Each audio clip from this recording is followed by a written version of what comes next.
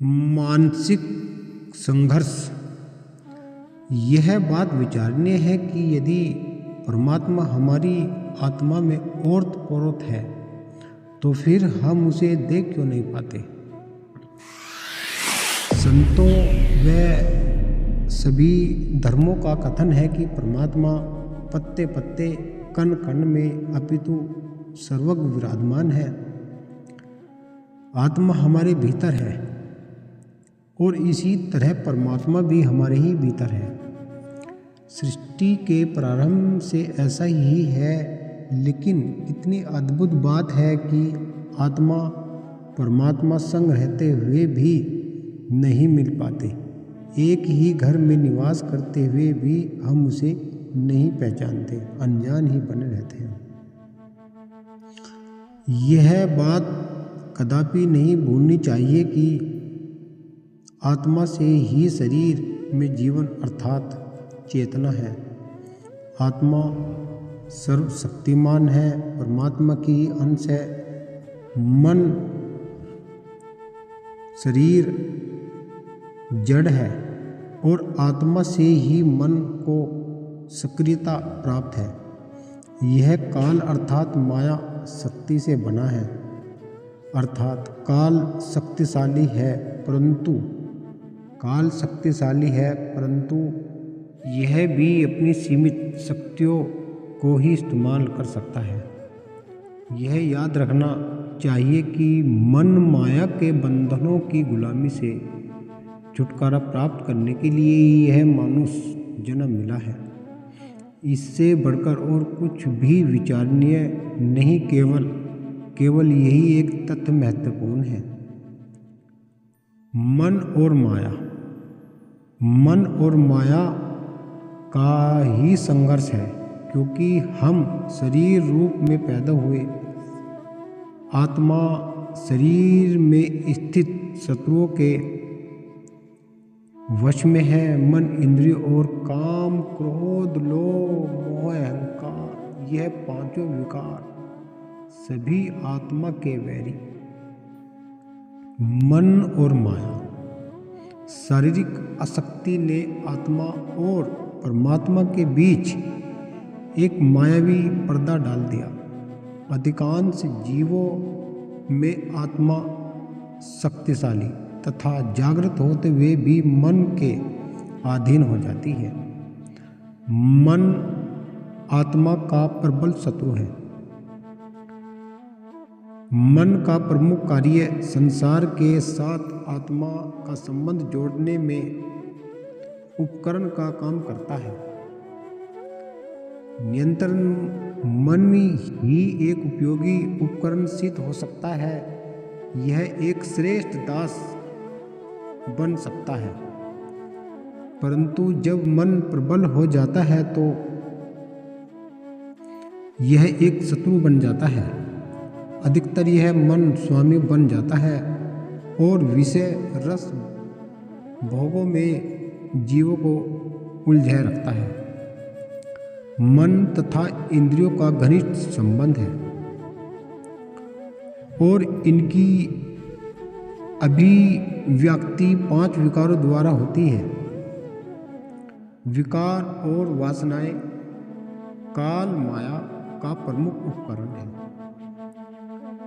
जब मन भौतिक जगत के बंधनों में फंसता है तो जीव को भी मायावी आकर्षण द्वारा वश में कर लेता है। इंद्रियों के विषय भोग तथा एक न एक विकार जीव के मन पर ही हावी रहते हैं। अनियंत्रित मन तो एक मस्त हाथी की तरह है जो आत्मा को दबाए रखता है। 5 विकारों से युक्त मन किसी भी क्षण विनाश का कारण बन सकता है। ऐसी परिस्थितियों में आत्मा निर्बल बन जाती है और दारुण दुख सहती है, जबकि मन अज्ञानता के कारण अपनी ही अधोगति पर रोमांचित होता रहता है। मन की दासता के कारण आत्मा उच्च आध्यात्मिक सोपानों तक नहीं पहुंच पाती, जबकि मनुष्य जीवन का यही लक्ष्य निरंतर मायावी ख्यालों तथा वासनाओं के कारण आत्मा तथा परमात्मा के बीच एक पर्दा सा आ गया है। मन और आत्मा का संघर्ष मनुष्य के अस्थिर स्वभाव को दृष्टिगोचर करता है। मनुष्य ऊर्ध्वगामी भी बन सकता है और अधोगति के निम्न स्तर तक भी गिर सकता है। यानी कि मन चाहे तो उड़ा सकता है, मन चाहे तो नीचे गिरा सकता है। इसमें यह दोनों विरोधी संभावनाएं हैं। कहा भी है कि मन के मते ना चालिए, मन है पक्का दूत, और ऐसी जगह ले जा छोड़े जहाँ सिर पे बाजे जूत। संसार के प्राणी पदार्थों में असकृत क्षण सुख तथा वासनाओं के कारण गुलामी के दारुण कष्टों से पीड़ित है। आत्मा सदैव निज ग्रह की ओर जाने के लिए आधीन रहती है। जीव मन परमार्थ की वजह से संसार के जड़ दृश्यों से लुभायन होकर अपनी आत्मा की गरिमा को भूल बैठा है। उसकी वास्तविकता आत्मा ही है, जिसका मन घोर प्रमाद से वंचित है। उस आत्मा में एक ऐसी सत्ता उजागर हो सकती है जिसको सतगुरु की सत्ता कहते हैं। यह मन भौतिक जगत के साथ ऐसा जुड़ गया है कि हम भौतिक के बंधनों के गहरे समंदर में फंस गए हैं। यही भौतिकता मनुष्य का बैरी है। जो मनुष्य वासनाओं में गिरा रहता है, वरन परमात्मा को भूल जाता है, वह मन तथा मायावी शक्तियों पर विजय होकर सर्वोत्तम स्थिति प्राप्त कर सकता है। मन जो आत्मा का बैरी बन इस आवरण डाले हुए है, इसकी अभिव्यक्ति 5 विकारों द्वारा है, जैसे काम, क्रोध, मोह, लोभ तथा अहंकार। ये वे डाकू है जो हमारे घट के भीतर अमूल्य खजाना लूटने का प्रयत्न कर रहे हैं। यदि हम अमृत रस का पान करना चाहते हैं तो परमात्मा से एक रस होना चाहते हैं तो हम इन्हें विषय विकारों को अवश्य ही त्याग देना चाहिए। जब हम इंद्रियातीत होकर ऊपर की ओर बढ़ेंगे तो यह काल माया की शक्ति हमेशा के लिए भाग जाएगी और हम परमात्मा अनंत शक्ति अनुभव करेंगे। मन नाही छाड़े विषय, विषय न मन को छाड़ी, इनका यही स्वभाव है पूरी लागी आड़ी। अखत कथा या मानही की कह कबीर समझाए, जा को यही समझी परे ता का काल खाए। जो इस चीज़ को समझ गया, यानी कि पहला जो विकार है वो काम मनुष्य को वासनाओं इच्छाओं की दलदल में गिराकर उसकी जीन व्यवस्था कर देता है। मनुष्य को विमोहित करने के विभिन्न षड्यंत्र रचकर भोगों के आस्वादन की शक्ति छीन कर उसे निम्न की ओर ले जाता है। मन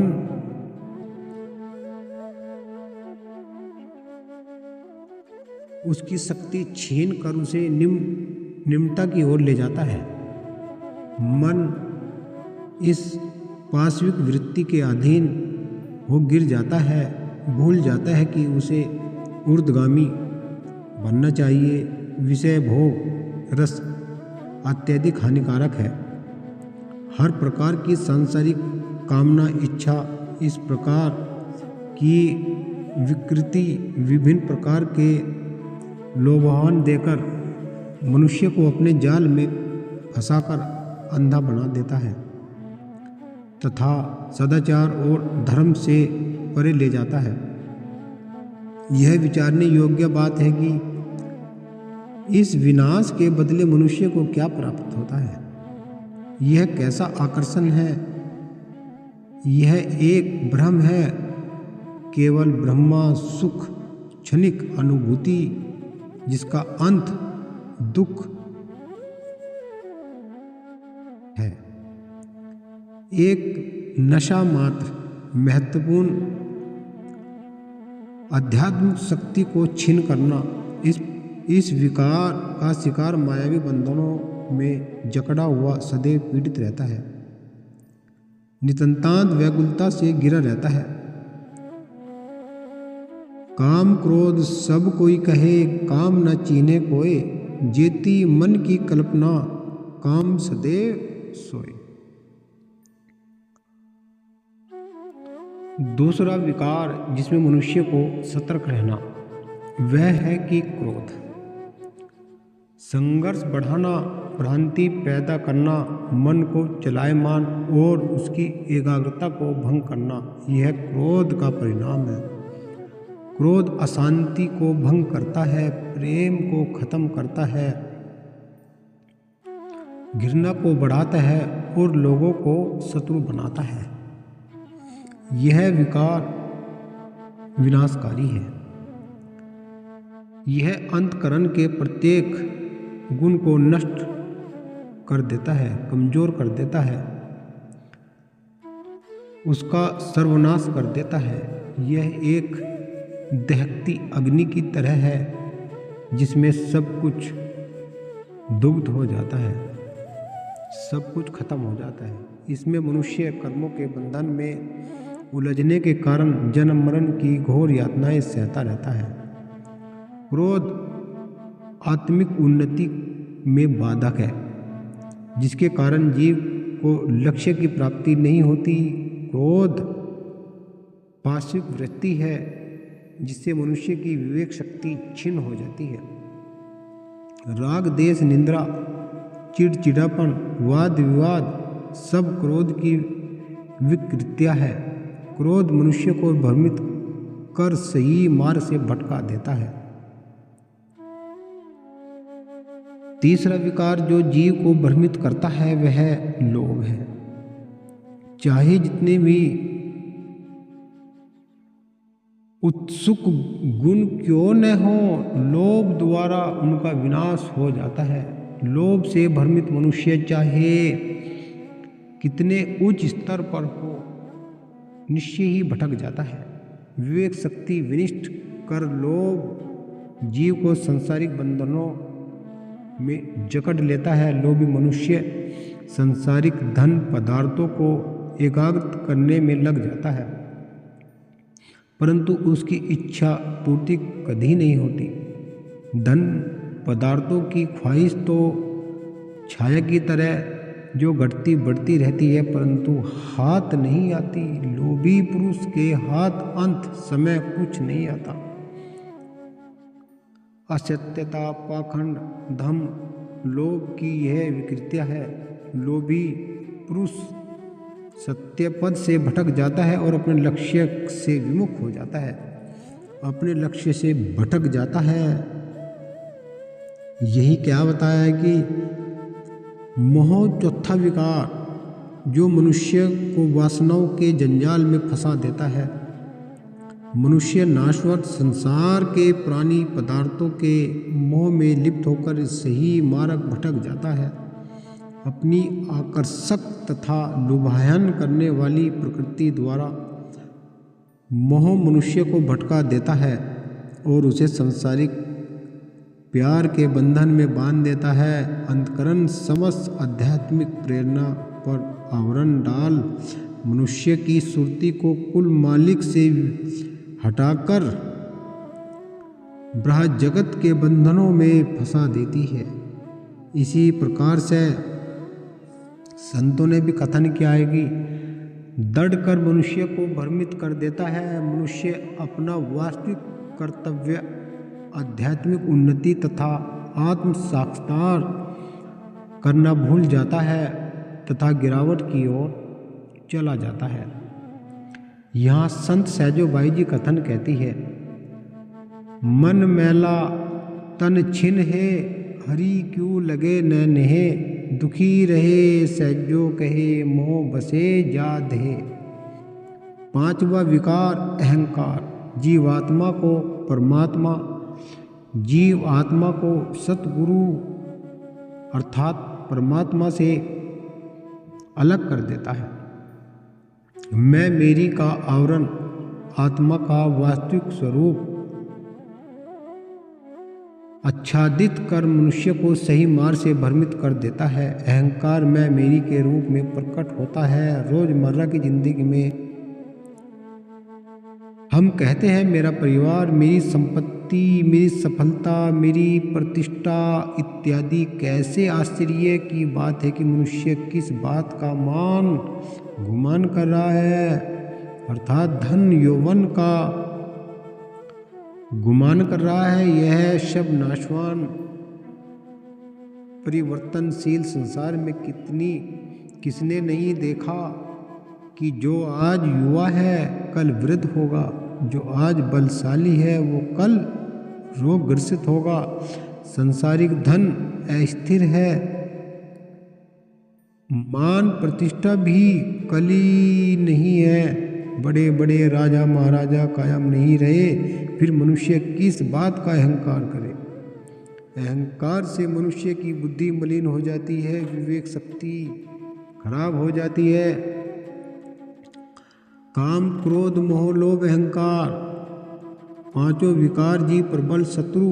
जब तक मन की व्यवस्था स्थिर नहीं होती, जब तक निज स्वरूप प्रकाश दिखाई नहीं देता, विकारों से ग्रस्त मनुष्य सर्वदा व्याकुल तथा अस्थिर रहता है। मनुष्य के जीवन में लक्ष्य की प्राप्ति के लिए अति आवश्यक है कि मन को नियंत्रण रखा जाए। विषय रस भोग मन शांति हर लेते हैं। ये जलाशय उन छिद्रों के समान है जिनके द्वारा जीवन रूपी अनमोल जल भौतिक जगत की भूमि व्यर्थ बह रहा। विषय रस के नर के हरे वृक्ष की तरह, जिनके फूल तो सुंदर है, आकर्षण होते हैं, परंतु वृक्ष का हरा हिस्सा विषैला होता है। संसारिक धन पदार्थ सुख ऐश्वर्य मान प्रतिष्ठा सब मनुष्य को भ्रमित करते हैं। अज्ञानता मायावी आवरण डालकर उसकी विवेक शक्ति छीन कर देते हैं। जब विषय रस मनुष्य पर हावी हो जाते हैं, मानसिक संघर्ष मनुष्य की हार निश्चित है। इसीलिए संत महापुरुष सत्संग में आदर्शमयी जीवन व्यतीत करने पर जोर देते हैं। विचारों को संत संगति ऊर्ध्वगामी बनाने का प्रयत्न करना चाहिए। हर वक्त मन माया से सतर्क रहते हुए अथक उत्साह तथा निष्ठा के साथ भक्ति पथ पर चलते हुए मनुष्य जीवन को परम लक्ष्य आत्म साक्षात्कार की प्राप्ति कर लेनी चाहिए। आत्मा के वास्तविक विनाशी चेतन स्वरूप की पहचान सत्संग में पूर्ण सतगुरु के मार्गदर्शन से ही हो सकती है। मन और माया परमात्मा सतगुरु के अधीन है। मनुष्य संघर्ष के और कष्टों को स्वयं रचयिता है, क्योंकि मन इंद्रिया रस भोग तथा माया विभिन्न आकर्षणों द्वारा भ्रमित है। परंतु जब जीव सत्पुरुषों की सुख भरी छाया में आ जाता है, उनके उपदेश के अनुसरण करता है तथा विषय की आसक्ति खत्म कर देता है तथा जीवन में परम लक्ष्य को प्राप्त करता है। भटका हुआ मन निश्चय ही आत्मा और परमात्मा के मिलन में बाधक है, परंतु मन नियंत्रण में आ जाए तो जीव आत्मा विजयी कहलाता है और आत्मा स्थिर पद को प्राप्त कर। गुरुवाणी में भी कथन है इस चीज़ का कि अगर तेज प्रकाश पर एक लोटा आवरण डाल दिया जाए तो प्रकाश नहीं दिखेगा। जब ये आवरण हटा दिया जाए तो प्रकाश की ज्योति दृष्टिगोचर होने लगेगी। इसी प्रकार जब मन से बुरे संस्कार तथा विकारों मैल हट नहीं जाती तब तक अविनाशी चेतन देहीयान आत्मा का मार्गदर्शन नहीं हो सकता। इसीलिए संत चिताते हैं कि इंद्रियों को वश में करो, अपने केंद्र मूल स्रोत से बिछड़ी लीव सतगुरु की कृपा से दोबारा अंदर जुड़ जाए तो जीव माया में रहते हुए भी इस ओर निर्लेप हो जाएगा और परमात्मा में मिल जाएगा। इसी प्रकार लक्ष्य की प्राप्ति के लिए अथक साधना, शोध करना, संघर्ष करना बहुत जरूरी है। मन को नियंत्रण करने के लिए केवल बलपूर्वक नहीं किया जा सकता। यह तो आग के ऊपर राख डालने की न्याय है। जब तेज हवा मन को नियंत्रण केवल बलपूर्वक नहीं किया जा सकता। यह तो आग के ऊपर राख डालने की न्याय है। जैसे तेज हवा का झोंका आया तो अग्नि फिर भड़क उठेगी। मन को पूर्ण नियंत्रण रखने के लिए विधि सतगुरु द्वारा ही प्राप्त हो सकती है। वे मन तथा माया के बंधनों में फंसे जीवों को इन बंधनों से मुक्त करने की युक्ति सिखाते हैं। जो भी उन उपदेशों पर अमल करते हैं सत्य वस्तु की प्राप्ति करते हैं। सतगुरु का अर्थ जो कि परमात्मा, सतगुरु का अर्थ जो कि अपने में वे मिला लेते हैं। जिस प्रकार सागर से 2 बाल्टी पानी लाए, फिर 2 बाल्टी उसी में डाल दी तो वो सागर का रूप हो जाएगा। इसलिए सतगुरु से मिलना है तो सतगुरु की शरण में आना होगा। जब तक हम इन्हीं विषय विचारों में लगे रहेंगे अपने लिए हम कुछ भी नहीं कर पाएंगे। रजो तमो सतो इस प्रकार के गुण है, दैहिक, भौतिक, वैदिक और वात पित्त कफ। 5 तत्व 25 प्रकृति,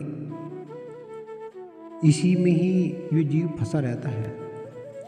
अपने ही भीतर उस ज्योति का अभ्यास होता है। सतगुरु जीव के सच्चे मित्र हितैषी पद प्रदर्शक है। केवल वे ही जीवात्मा का साक्षात उनसे मिलन करा सकते हैं। उनकी सहायता से जीव को चरम लक्ष्य की प्राप्ति होती है। सतगुरु जीव की पल पल संभाल करते हैं। वे इस लोक में भी समस्त बुराइयों, विकारों तथा दुखों से बचाते हैं और परलोक में भी अपने सहाय करते हैं। ऐसे ही संतों की जो शरण में आए हैं उनका नाम आज इतिहास उठा रहा है। जिस प्रकार से महात्मा बुद्ध ने ज्ञान प्राप्त किया है, जिस प्रकार से अनेकों साधु संतों ने जो ज्ञान प्राप्त किया है, मीरा ने, झल्ली ने, सहजों ने, कंवली ने, इस प्रकार जिन्होंने भी वो ज्ञान प्राप्त किया है सबका नाम आज अमर हो गया है। इसीलिए साथियों, प्रेमियों, गुरु की आवश्यकता, जिस प्रकार से इस शरीर को भोजन की आवश्यकता है उसी प्रकार से इसको गुरु की आवश्यकता है। गुरु बिना ज्ञान न मिले, गुरु बिन ज्ञान न विचरे, गुरु बिन ज्ञान दान न होए और गुरु बिन कोई भक्ति ना होए। आपको वीडियो कैसी लगी हमें कमेंट करके बताना और लाइक शेयर भी कर देना। सतनाम।